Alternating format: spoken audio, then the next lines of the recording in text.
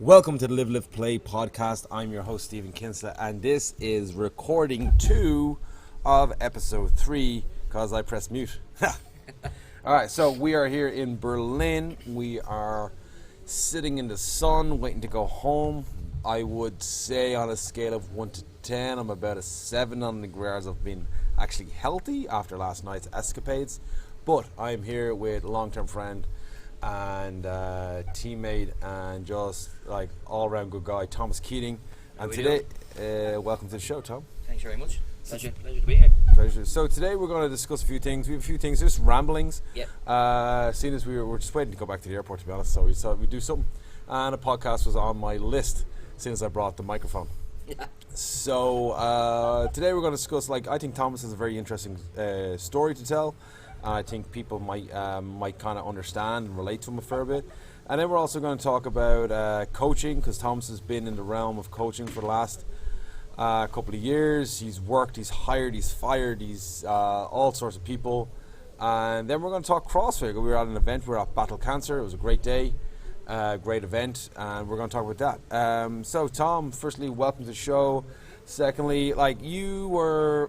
in school, you were one of these people, you were very active, very sporty, sports captain, all that. And if we had to kind of put our bets down, people would have probably pipped you to go straight into the fitness industry and not me. Yeah. But you decided to take a different route. You went into college, you come acting, and you did your whole, you got up, you knew you needed to do something, so you went to move to England. Yeah. Which was pretty cool. But 16 years ago. 16 years ago. 16 years ago? Yeah. Wow. 16 years. So 16 years ago, Thomas up and left Ireland and chasing a goal, which, again, the journey is more important than the result. And Thomas, then, through it all, he had a bunch of different jobs while he was, he did a lot of stage shows, pretty successful in his own right. Excuse me, in acting, but then you were working, I think it was at Tesco's, and then a company headhunted you. Yeah. And then you worked for a phone company, and then a gym headhunted you. So tell us about when the gym contacted you. As Stephen said there, school was a big sports field for me, big playground of athletics, cross country, football, Gaelic, all that kind of stuff. And then it was only until the guidance counsellor was saying to us, the same one that said to you couldn't do history. Yeah. Fecker. What are you gonna do? I said, I haven't got a clue. I don't really know. And acting kind of got a bug for it when we did a couple of school plays. Myself and Stephen were in Greece, and then I just enjoyed being on stage. It was I was never one of these to be, and I'm not gonna. It was a good escapism for me, stage. Do you know what I mean? I was never one. I like being me. Do you know what I mean? But getting on stage, being someone else for an hour or whatever it was, and just kind of getting an applause was awesome. It was really, really cool feeling. I never got that in sport. Do you know what I mean? I never got that feeling. I just enjoyed sport. And the guidance counsellor said to me, he actually signed me up for the course you went and did. Yeah. And I didn't want to do it. So out of kind of spite, we had a talk from Bray College, and they had a really good theatre programme in there, and I just thought, stuff it, I'm going to do that. And I was decent at it, I was good and enjoyed it, and that's what happened. And then went off, did me acting for a number of years, did quite well as you said, and just kind of not fell out of love with it, but it was getting more and more difficult to just go out there and keep doing it. And it was just, you had to be in a clique, you had to be in certain things, it's kind of that way, but I just wasn't enjoying it. But then I have a big sales background, so I was always going through sales and working in phone shops, working in various different things. And then I got that opportunity to be headhunted from the phone shop with EE, which is pretty awesome. And then I wanted to get into fitness. I remember talking to yourself about it. So I put on a lot of weight. A lot of weight. A lot of weight. I was 14.5 stone, 5'2". Not a strong look in a short man. And you looked. I swear to God, I remember the day I told you. I point blank said it to your face. Yeah. And your girlfriend at the time had gone to the bathroom, and I said, if you want to stay with this woman, you need to get yourself checked, because you looked like You look like you're in your 40s. Yeah. And actually, the comment I made was actually, you look like, God rest his soul, you look like your dad. Yeah. And you're in your early 30s. And I was like, dude, now. And you made the change. Massive change, yeah. 14 and a half so at that time. Yeah. And it was, I made a change. Stephen kindly said he'd help me out. And so we went for it. And then, made a change. Started enjoying training again, started lifting weights, which I hadn't done much of before. And then just got a real bug for it. And it was great, it was brilliant, and it was the purpose, and you were getting fitter and stronger, faster, healthier again. And then I realised I wasn't happy in my job. Yeah. I was very good and very successful with sales and phone sales and running that side of things. If you're, for people that don't understand, if you're getting headhunted, if other companies are coming for you, that means you are good at what you do. Yeah. So it wasn't that like he wasn't successful. It was just, again, there was something more that you wanted. Yeah. And that was it. Like, and LA Fitness, who is no longer a company in the UK anymore, they came knocking, because they were very sales focused as a gym chain. Yeah. So I wanted to get into the fitness industry. They came knocking and went for a few interviews, and that was it really. Got into them, gym manager, and but I'll always say in that role I was more of a sales gym manager, because even though you were general manager for the gym with the PTs, with the coaches and trainers, and then you had a sales team, it was very sales focused, and that's then led me into working with other Pure gyms, so Pure Gym and then David Lloyd. So about 5 to 6 years now in the fitness industry. I just like to be. I just want to kind of come back to this, and I want to like kind of certify, kind of just really kind of dial in on this. But as you worked for Pure Gym, LA Fitness, then Pure Gym took them over. Yeah. Then you were headhunted again, and then you got multiple offers, because the thing about Thomas was a man that could walk into any gym and turn it around. He was given the worst gyms, the hardest gyms, the ones that weren't profitable, and within 3 months he was making profits on these gyms. This man, that's what his good was. But not only happy with that, then he went into becoming a PT and personal training and working with clients, running boot camps. You ran boot camps, you do PT work. But actually, one of the questions that I kind of want to get to you is, like, you've actually had I have a team, I have a small coaching team. Yeah. Because of what we do, it would be a small team. The company is not as big as you work with Globo gyms. Yeah. But you've worked with PTs, and like, for you, what does experience mean? Because like I hear this a fair bit, and obviously recently we've heard it about experience, and I think like a lot of it is bullshit in regards to experience to do what? What are you looking for experience for? Because like, if you're able to teach a squat and you're able to teach a deadlift, and you're able to teach what you want taught, that's what's required. If you're, so like for you, like based on your experience, like experienced coaches to young coaches, like you've seen it all. Like, you've seen guys that have been in the industry for years that are absolutely a waste of space. Yeah. And then you've seen guys that are brand new and actually excel. Yeah. So tell us, like, what's your thoughts on that? Right, experience for me, it's great. It's great to have. Don't get me wrong. Oh yeah. It doesn't make you the best. No. It doesn't make you the best coach. It doesn't make you the best trainer. And again, from a sales background or anything like that, it doesn't make it. What I'm looking for, like when I was hiring trainers or coaches and stuff like that, it was about someone who had something. Yeah. Do you know what I mean? They didn't. Do you know what? Yes, legally they needed a qualification. Right? Oh yeah, well yeah. To come through the gym. However, didn't always necessarily mean that I had the best person coming in with all the qualifications under the sun. Yeah. I wanted someone that had heart, bit of passion, empathy, humility, willing to learn. Yeah. And that for me trumps anything that's 15, 20, 30, 40 years of being in a business. Do you know what I mean? Because these other skills that we can get and train and coach and support and develop, do you know what I mean? If someone's got a willing to learn, do you know what I mean, then the sky's the limit for me. Yeah. If someone took a chance on me, Exactly. When I went to LA Fitness, I had no PT qualification, I had no coaching qualification. other than what I'd done just in fitness before. Yeah. I was a fan of fitness. It was a hobby. Someone took a chance and an opportunity to bring me into it and allow me into it. So I will always look to give that person a chance, an opportunity. And that's the same with myself. Like I see something in everyone that I hire, I take on. I've seen, like, in all my coaches, everyone I've worked with, there's something about people when I see them. I've sat in a room, like you said, I've sat in a room with people with great CVs, and there's something about them that I just like. There's something not right there. And then, but everyone that works like for FSM there's something about them. Now, they mightn't be the coolest person on the planet. They mightn't, like, everyone has their flaws, weaknesses, and strengths. But there's something about them being a coach, and as you said, having empathy, understanding, willingness to learn. That's the big stuff, and that's what, like, That's the stuff you can't teach. That's the stuff you can't teach, and so I am proud of, like, what we have at FSM and going forward with that.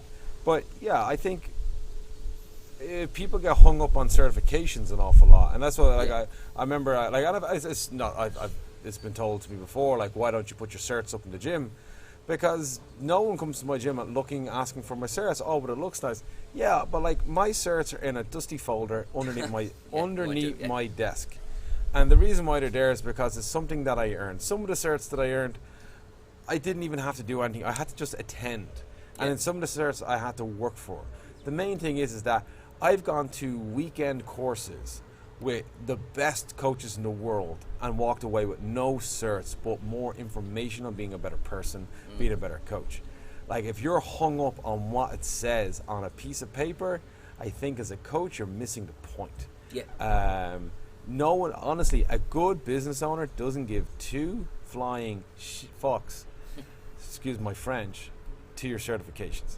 Exactly, but again, and people jump on that bandwagon. Oh, well, they have this cert, that cert. I just think it's a bit like you can go get a cert in 2 days and open a gym in a week if you had you just need the money. Like, and there's people that do that. But like, that's the thing. Like, do you know what I mean? It's more about, like, there's certain things, as I said, you have to have your qualification for, and if you're going to one-on-one coach, especially in the UK, you have to have your level 2, your level 3 personal training, gym instruction, stuff like that. Your base. You have your basics. Base stuff. Now, if you want to go on and do further education, further learning, that's brilliant also. But you've got to do it for the right reasons. If you're just doing it for the cert, then it's bullshit. Don't do it. No need for it. If you're going to do it to learn or gain and use it, so I went and got me level 4 S&C with the company I now work for. Brendan Chaplin? Yeah, Brendan Chaplin's Strength and Conditioning Education. Met that man a few years ago at Dan John. I think I've mentioned him every. That's my goal. Mention his name in every podcast. Every episode. And I did that. But the reason I did that, now I was never going to go and use it for what I then ended up using it for. For me, it was about learning how to Olympic lift and coach it. I was getting into more CrossFit, so I was doing a lot more powerlifting at the time. Yeah, you were, you actually competed in powerlifting? Yeah, did 2 years of competing in powerlifting and did quite well, actually. But it was then when I started getting into CrossFit and I wanted to coach the Ollie lifts a bit more, get an understanding how to break it down. The CrossFit level 1, which we'll go into more CrossFit stuff later, it was just far too expensive at the time. And this gave me a good platform, but I then went on to use that thing, working with Woking Football Club, their academy side of things, being their S&C coach for a couple of years. But I brought that into my own personal training side of things. So there was a goal, there was a reason why I was doing it. I wasn't just going to get a cert. And getting certs for that particular reason, so you can bang it on a CV or on a profile in a gym, it's just bullshit. Some of the best PTs I've ever had, and trainers and coaches, are the ones that just have the level 2 and level 3 personal training. Yeah. Do you know what I mean? They might have gone and done maybe a pre and postnatal side of things, which I actually feel is one of the more important things to get. But it's just a tick box for a lot of people, and it's bullshit. They come in, like I've got guys that were working in the industry for 10, 15 years, think they knew it all, think they had everything, and just couldn't pick up a client because they had no way of kind of talking to people, and they were book smart. That type of thing, and you're just like, fuck's sake, guys. And again, excuse my language there, but learn how to go and talk to people, learn how to be someone, do you know what I mean, rather than this just list of fucking qualifications. But and the thing there is that, touching on what like you're saying, is people that assume that because I have this and because I know this, that you should automatically. No, you should automatically fall in line with my belief. No, if you're being hired or working with people, your job is to help them. It's not so they can do what you do. It's so you can help them have a better lifestyle. Unless you're training the highest end athlete. But like, I find that a lot. Yeah, like you say, you touched on the CrossFit cert. Like did you do it in the end? No. Yes, yeah. I didn't pass my theory bit. I've still got to redo it. So okay, so like right. So here's the thing, right? CrossFit, right? Now I've been part of CrossFit scene for over a decade, right? In Ireland, you would kind of go a little bit like a bit of an OG, right? Started, and I drank the Kool-Aid. I loved it. Got the cert. I'll tell you this, that when I did my first ever CrossFit cert, I didn't even have to do an exam. I just had to turn up for 2 days, and I was a certified coach. Now, I was already a personal trainer. I'd already gone to college. I'd already done a lot of other stuff before that. So my knowledge on fitness was good. And I learned, the seminar was great. It was a great weekend. Again, I won't knock anything like there. But if you're going to tell me that after 2 days you are a fully qualified coach, I'm going to call bullshit. I'm going to call big bullshit on that. And there's like again, don't get me wrong. This isn't a discussion about knocking CrossFit. I do really enjoy CrossFit. I love what it's done, but I think there's a lot, like anything, there's a lot of things wrong with it. And I think the certification side of things, now they've created different aspects of it. They've created level 1s, 2s, 3s and 4s, I think they're now, and that's cool. And if you're into CrossFit and you want to be certified, that's absolutely brilliant. But I think as a company itself, it's more of a money-making racket, because you can... It's a business. At the end of the day, it's a business. It's a business with a very, very good, strong marketing brand. And well, even that's kind of declining. If you look at the stats now, it's actually starting to decline. Gyms are starting to, like, I de-affiliated from CrossFit a long time ago. I remember people weren't happy with me, and I was like, well, it was my choice. My gym has never been stronger. Do we do CrossFit style training? We do functional fitness. It's the same thing. CrossFit don't own any style of training. They own a name. Front squats, Olympic lifting, and metabolic conditioning was all out there before the name of CrossFit. CrossFit just made it popular. But again, as I said, I'm not knocking CrossFit. I do like CrossFit. Sure, we were at a charity event this weekend, pretty much predominantly CrossFit. But what I liked about Battle Cancer, we were at Battle Cancer. We raised €1,030 for Avian's Pink Tie, a children's charity in Ireland. I'm very grateful for everyone that donated. But we were at Battle Cancer, and even the organizer at the start was like, he spoke about obviously CrossFit and non-CrossFit training methods and boxes and gyms. That it's just one big community of people that want to help each other get fit and just like kind of impact as many people and just create a healthier way of living. And the point that was kind of made, and I admired it a lot. I was like, it's not the be all and end all to have a name, and what they're doing, and they're going to be doing like events all over the world. I think is amazing for charity. We actually had a great day. Awesome. Tom's team competed. We had 2 teams from FSM compete. But it was great. But yeah, how was your what was your experience on yesterday like? Obviously, we'll get back to we'll finish off with the CrossFit thing. Yesterday was by far for me one of the best comps I've been to in a CrossFit functional fitness realm. It was fun, as they all have been before, but it was fun in a different way. It was on a beach in the middle of Berlin City. Do you know what I mean? And it was hot. And it was 33 degrees. It was warm, and you're doing 5 workouts. The longest one being 20 minutes, shortest one being 5, and it's all out. But like, do you know what? We met people from all over the world. Yep. Scotland, Iceland. All over the world, Scotland. Scotland, Iceland, Greece. Oh, there was just loads and loads and loads of people there. Australia, even, do you know what I mean? There was just tons of just people coming together, and that's like, again, that's what I like about what CrossFit used to have a lot of for a while, was that, do you know what, that doesn't matter what gym you're in, doesn't matter what thing you do, doesn't matter what your kind of fran time was, do you know what I mean? Everyone was high-fiving, slapping each other, do you know what I mean? Go for it. And it was all, that's what yesterday was about, and everyone was there for a big fucking awesome reason of raising awareness about cancer. Do you know what I mean? Like, the guy asked the question at the start, hands up how many people have either been affected directly or know someone that's had been affected by cancer. Every hand went up. Now, there were 75 to 80 teams there yesterday. Yeah. And every single hand went up. Do you know what I mean? And you're like, shit. And the statistics do say it's 1 in every 2, and that was like, he said that's just more now. Yeah. And people don't check things. The big thing is, people go to the doctors when they're ill. People should go to the doctors when they're not fucking. Do you know what I mean? If they don't feel there's anything wrong, just go get checked up. Yeah. That's the shit that you need to be doing.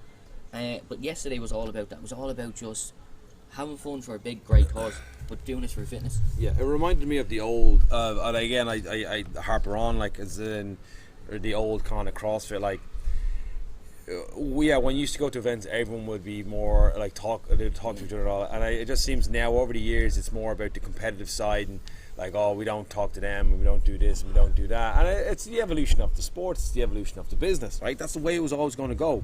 If it went bigger, you can't keep that kind of community. I find it funny now when I meet people that are all about, like, drinking the Kool-Aid of CrossFit, and you're like, oh, poor little person, like, you're going to go through this little cycle, and when you come out on the other end, we'll have a chat, because, like, I know exactly what you're doing, where you're going, and, like, it's part of the process. You've been there before yourself, do you know what I mean? And again, you can't talk to someone if they're all in. No, if they're invested, they're invested, and that's it. Let them get on and let them have their journey. Exactly. And I no malice to anyone. Like, again, it's this isn't a dig at CrossFit. Again, if you know me and you know me well, you know that I'm into CrossFit. I like CrossFit. My company is not about CrossFit. I have a different mission, but I try to keep it exciting. But yeah, it's more along the lines of I want to make people healthy and happy. If you are, like, a competitor and want to go to the highest level, that's a different ball game, and it's not healthy, by the way, because no athlete is a healthy person. They're training for something, and they're putting their body on the line, under pressure. It needs to be an outlet, it needs to be an environment, and you need to be surrounded by positive, not fake people, not people that blow smoke up your ass and then will talk shit about you behind your back. Hashtag dig. But you only want to be surrounded by people that, like, all I want to do at FSM, and Thomas wants to do at his job, is to make people better.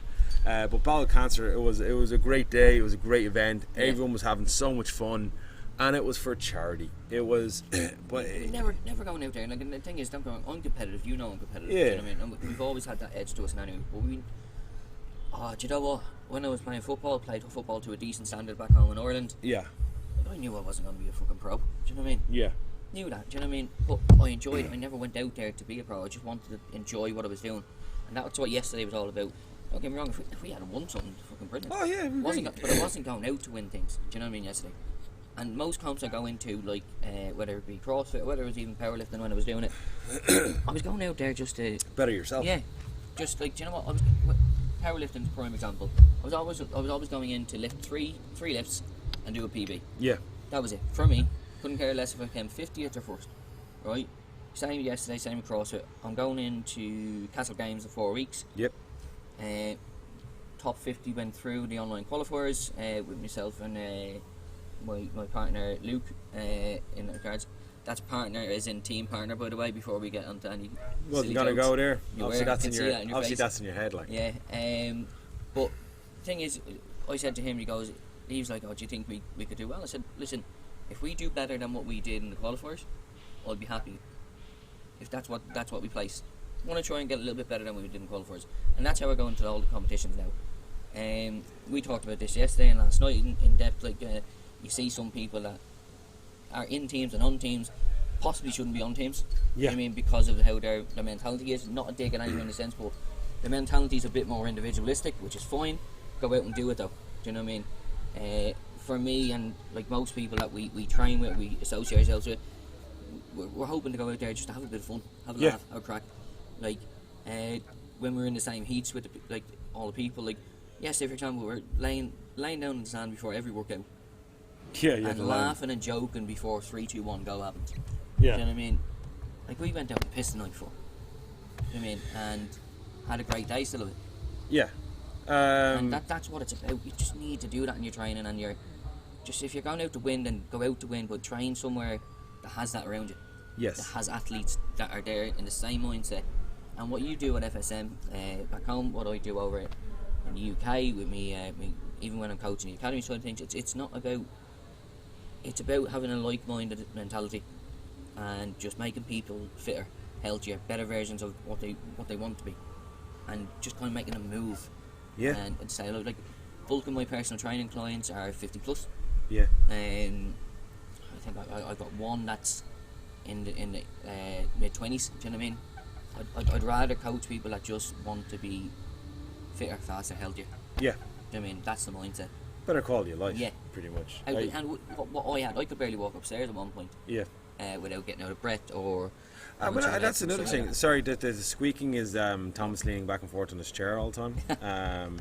But that was the actual point I want to come back to, because one of the things that annoys me a lot in the coaching world is that the aesthetical look of a coach. Yes. Now, obviously, a coach should be someone that's training and active and eating healthy and stuff like that. But if you're basing your goals on your who you join a gym with, like, find out the story behind the coach. Find out the people that you're going to invest in, not just the look of them. Because, like, Thomas, as he said, he was like 14 and a half stone. He's a small guy, so that didn't sit well on his body. Didn't look healthy. He wasn't healthy, to be honest. And he knows how hard it is to change. He knows, like, I think you were drinking like 3 cans of Coke a day, and the rest. And like, he had to make all those hard decisions that most people have to make. So he gets it. And I think that, as a coach, a person that's actually gone through the journey of the like how hard it is, can relate to people a little bit more. Now, I'm not taking away from anyone that's always been healthy and then promotes health, and because there's great coaches out there that have always been like that. But he knew the struggle, and he's been through the struggle. And I think that's a big. That's how you can relate to someone a little bit more it as a coach. Definitely helps. Do you know what I mean? Yeah. Like, it definitely does, because you can understand a relationship with food. Yeah. I mean, good and bad. Like you said, three cans of Diet Coke a day was a light day. Yeah. Probably eat about 6 or 7 packets of crisps easily as well. There's little things like that, and you're just gonna coming away from that. Like, and then I remember doing the paleo challenge with you before. Yeah. That was tough. Like the beer, still like a beer. Don't get me wrong, but do you know what? It's definitely helped me with becoming a coach, in the sense of understanding what someone's going to go through when they have to do it. Do you know what I mean? When you want to make a change, sacrifices they have, and just having that.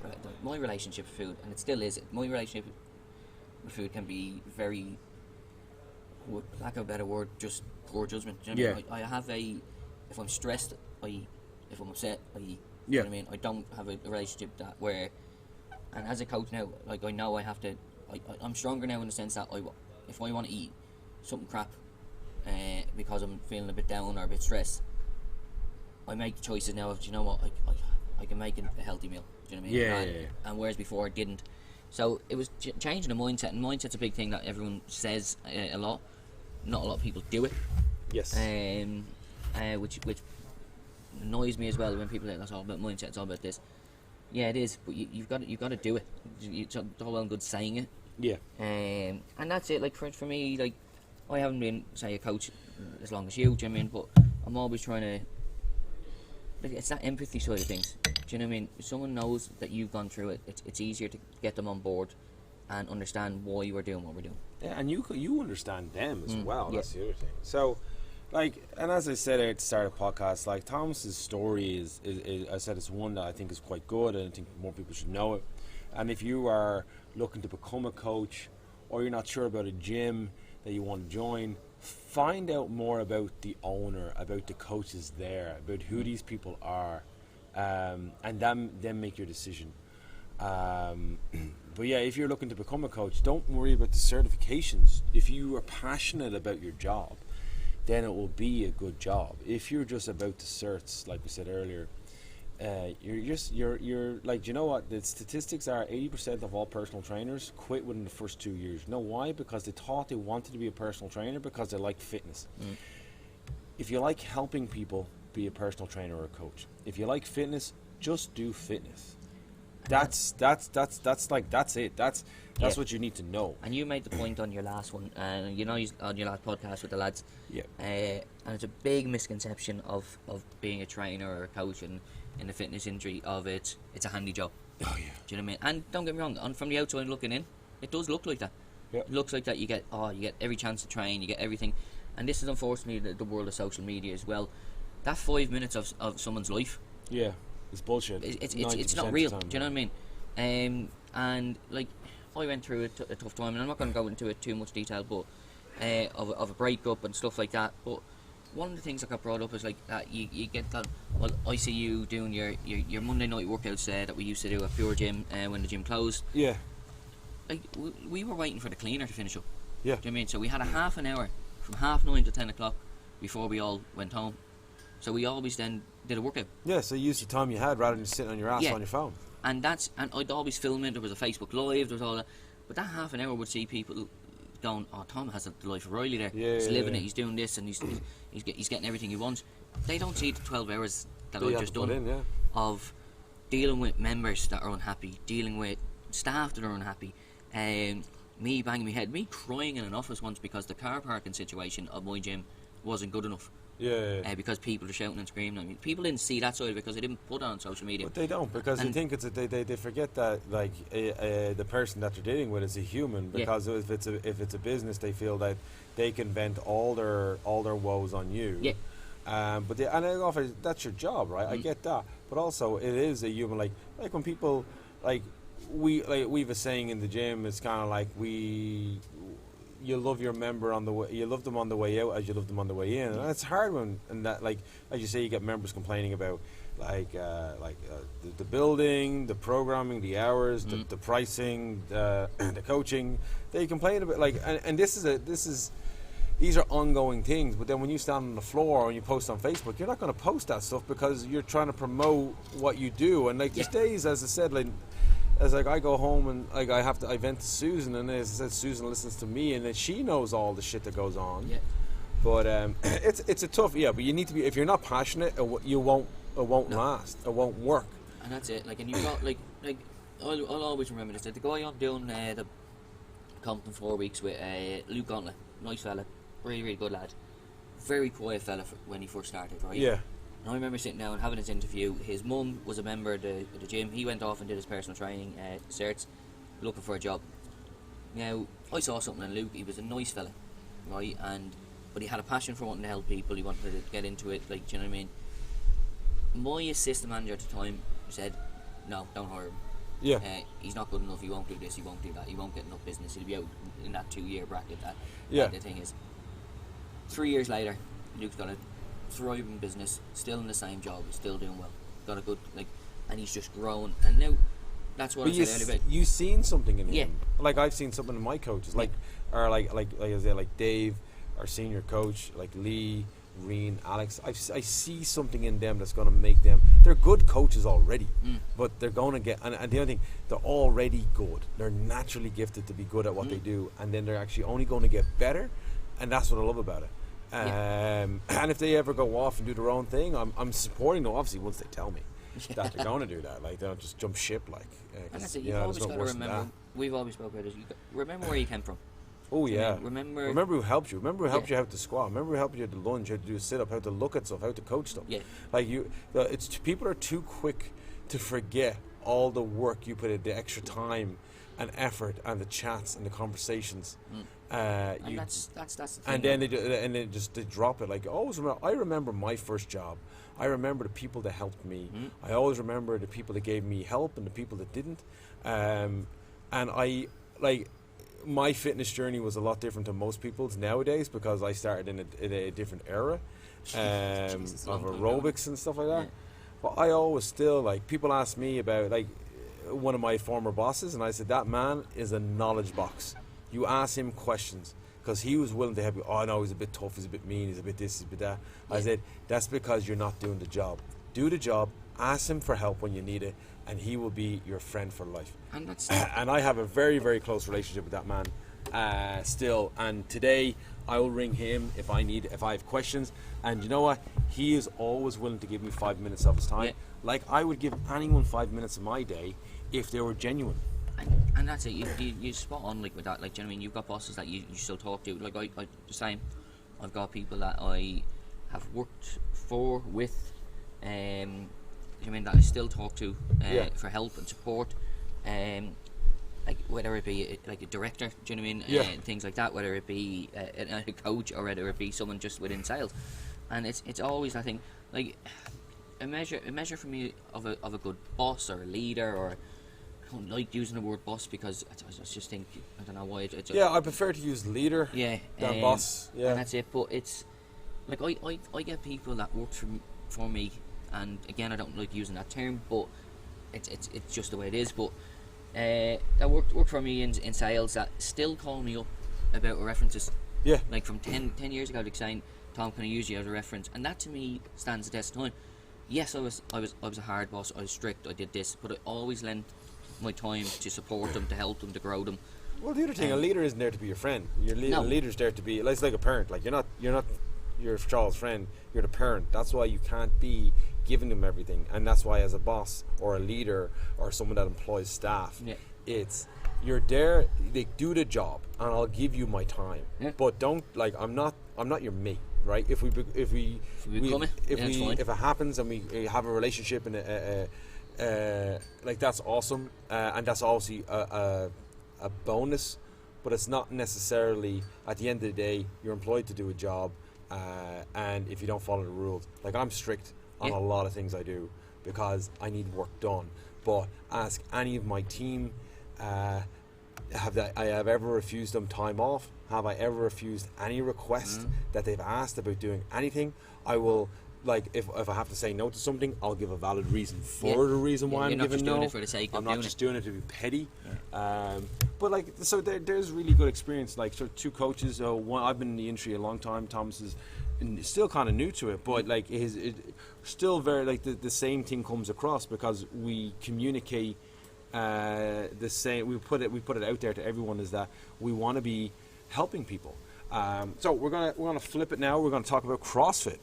We're not gonna touchy. I know we touched on it earlier, but I want to talk about CrossFit. I want to talk about where CrossFit's going, what it's doing. So CrossFit is like it's I don't know, 10, 12, 13, 14 years, 15 years old. The last kind of 5-6 years, it's really become prominent. It's actually starting. I think it's actually starting to decline in regards to affiliations around the world. The thing for me, what CrossFit did, CrossFit literally made fitness become cool again. Cool. It brought it back. It brought that aspect of being in a community, and that to me is what I kind of like. When you say CrossFit, I think community. Now,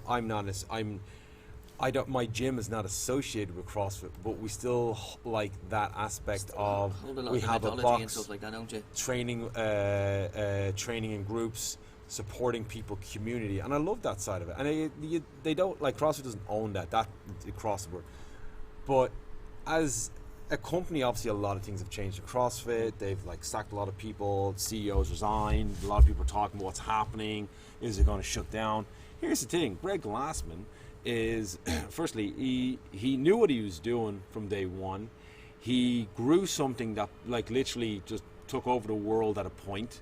Yeah. I don't feel it's there anymore. I think the community, because it got so big, the community was a little bit lost. And that's not just from me, it's from people I talk to. A lot of gyms de-affiliate.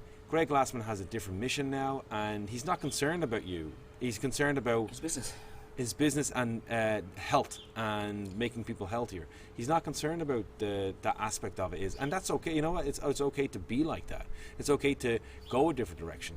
And if I'm gonna, I'm sorry to put over you there, but like, in my opinion, I don't think his mission, I think, is still very much the same of what he dealt with at the start. He was always about by the way, the health side of things and stuff like that. And CrossFit started in a gym, a Globo gym. Yeah. It was a personal trainer who wanted to make more money and start training more people for that less time. money. So you end up more people were paying less. So he actually was a personal trainer who trained small group training and made more money. That was literally the philosophy that started up. Then it grew on that. So Interesting to let's sport take it all back. output, isn't it? Personal trainers, right? It all stems from that. It all stemmed from Globo gyms. It all stemmed from then renting a small space to a warehouse, and that's where it all came from. But like, if you say, "Oh, well, they created the box gym," well, DeFranco's gym was out well before CrossFit, and he was in a warehouse and stuff like that. But like Tom, where do you like? You went to the regionals last year. Well, one of the last regionals actually. The last Regional. Where do you think CrossFit's going? I very much think that the sport took over massively. Yeah. And I think a lot of people are like lost on that and what actually CrossFit is and the sport of CrossFit. I think they're lost. It's so different. Do you mean it's so different? The sport of CrossFit's awesome. It's fucking amazing. And being at regionals last year was phenomenal. Seeing some of the things that them athletes can do is brilliant. But that's not what CrossFit was founded on. It was founded on, as you said, a personal trainer looking to make more money with a different style of training. And impacting more people, making people healthier. Like exactly 50-year-old Mary deadlifting weights. Yeah. That's the heart and the core of it. And that's where it needs to go. I personally think what's going to happen now, said this yesterday, I've said it now for the last kind of 6 months, as soon as they started doing the sanctional events, which I think is a better format in any way. I love the regionals, don't get me wrong, but I think the sanctional setup is much stronger. But when that all started to kick in, the resignations, the sackings, the condensing of the company, I do think CrossFit I don't think it's just going to be the games. It's going to be road games, and I think then CrossFit sport as a sport will come away from being a CrossFit. I think there might be even a de-affiliation there in the next 5 years. Yep. Do you know what I mean? Don't think the CrossFit name will be on the games anymore. No, because someone's going to mass market. Like, you got to think of like the Functional Fitness Federation are trying to get into the Olympics. If they get into the Olympics for 2028, which is their plan, then like guys are going to then national governing bodies of sport in every country will be then putting money into athletes to become Olympians at functional fitness, and I think that's got and as much as CrossFit is like kind of trying to move away from the sport of CrossFit. That's where it's all going to go, and then people are going to join gyms that are affiliated to like Olympians. So I just think it's going to become it got to a point where at its height, I say CrossFit at its like biggest would be about 2-3 years ago, and I think it's slowly declining. The mass de-affiliations. I remember being one of the first gyms in Ireland to de-affiliate as a CrossFit, and then within that year a bunch of people do. I remember talking to a few coaches that were afraid and didn't know what to expect. I was like, if you do a good job, like if you're going to a gym because it has a CrossFit name on the front of it, like if that's the only reason you're going, okay, that's cool if you love CrossFit, but realistically there is some really good coaches out there, and I have a lot of friends that have a lot of have boxes all over the world. There is also an awful lot of shit out there, and that was one of the reasons why I did affiliated, because I didn't want to be associated with a bad system. I didn't agree with the 2-day seminar. I didn't agree with the certification. I thought it was very basic. It was a great weekend, and you did learn, but I don't think that gives someone the knowledge to work with people, because you need to understand an awful lot more about it. And that's it. Like I got 2 friends of mine who have just opened a box. Great coaches, do you know what I mean? But James is a CrossFit fan, right? Yes. Brilliant guy, good coach, but he was a fan of the sport, do you know what I mean? And he was a fan of the training. He was a PT client of Chris, who's you know Chris from the Arc Throwdown. Chris is a beast. Man's a beast. Oh, fuck. Unbelievable athlete. But again, do you mean? But I asked him why he went down the CrossFit route. Why didn't he not just call it Box Made, which is if you're in Shepperton in the UK, go to it. It's cracking box. Good community. Did not people. Get endorsed to say that. No, I didn't. Sorry, but it is. But the thing is, they've got the right idea. But the only reason they're paying the affiliation fees is to get on the map at the moment. Do you mean? Because and most people do that. They get on the map. Yeah. And that's it. It's get onto the map, because when people are looking for CrossFit, because it's that brand and that title. that's where they're going to go to. Do you know what I mean? They're going to type in CrossFit and they're going to see that one. Yeah. And that's what the affiliation fees are all about. I don't think you get enough support from them. I'm not knocking CrossFit, but there's a lot of things that... You get no support from CrossFit. No. Let's be honest. I was a CrossFit affiliate. Yeah. I know. You get nothing. But the 2-day course, I do think... Again, I've been on it, you've been on it, and you personally, can't really, if you want to open a CrossFit, my honest opinion, if You you need want to be a level 3 you should CrossFit have coach. you have to do all like 3-4 certs. I Yeah. think there should be a constant education, and then there should be some business mentoring, because you're letting people open up companies and literally quit their jobs and open up businesses, and then they get lost. There was 5 people on my course, right? There was 22 of us there, and 5 of them were not even there as personal trainers or business. They were there because they wanted to open up books because they had the money to do so. Now, I'm not, like, again, because I was a big person, I don't think aesthetics in trainers, as you said, and I'll come back to a point that we were going on a minute ago, like, these guys were not in shape. Yeah. Do you know what I mean? Were members of boxes. Do you know what I mean? Had a bit of money behind them. I love that one, because you train at one. You think you should open one? Yeah, no. And that's where they were going with it. Do you know what I mean? That's what was in. It was a great 2-day. You learn a lot of stuff. Learn, like, the things like coaching someone with a PVC pipe before they let them loose on certain things, showing them how to do that properly, and the certain things that you do. But then, do you know what? That's no right to open a business. No. In my head, it's not. No. Do you know what I I mean? like everyone's free to do their own thing, but I just think that if you're going to try and help people and you're only helping them because you think it's something different, like, again, all comes back to, are you actually passionate? Like, I'm passionate about what I do. I love what I do. But, like, one more thing before we wrap up, because I actually got to go ready and get on my plane. The CrossFit Games, right? Here's my point in the CrossFit Games. A lot of people talking about the cut and all that. I thought the CrossFit Games this year was actually quite good. And the reason why I thought it was, when people got cut, there was all the people, they got cut only running and they didn't get to do proper CrossFit. I said, the definition of CrossFit, as far as I'm aware, is... anything goes. Yeah. Anything goes. Yeah. What's the actual terminology? There's I used to know broad-based functional movement performed over time with high intensity. So I used to know it off the top of my head. But yeah, running is part of fitness. So the people got cut. And here's the thing, right? If the last 10 people on the day were random people that no one knew, then I'd be like, okay, maybe they made a mistake. But the person that won it the last 3 years in a row, and the girl that won it the last 2 years in a row, won it again, that means it was nothing to do with the cut, is you were not good enough. And I'm not, like, these athletes are phenomenal athletes. They got cut because they weren't good at a certain thing. They weren't good enough to get there. And the best in the world were still good enough to get there, get through, and win. So I actually thought the CrossFit Games this year was actually very, very fun. It was entertaining. My favourite. And it was my favourite. And like you said, I think in a couple of years, just another company's just going to run a bigger competition and it just won't be called CrossFit. I personally think Rogue's going to come in and do it. The Rogue Invitational, for me, was the best sanctional last year. Yeah. Without a doubt. And the prize money, someone's going to offer more prize money than the games. Yeah. And then that's going to be already doing it, and that's going to be the number one comp of the year, because at the end of the day, when you're a high-end athlete, you want to make money. If you want to make it lifestyle, you're going to go to the people that are going to give you the most money. And that's it. And if you look at, like, I'll come a couple of points, but what you're saying, you look at James Newbury this year.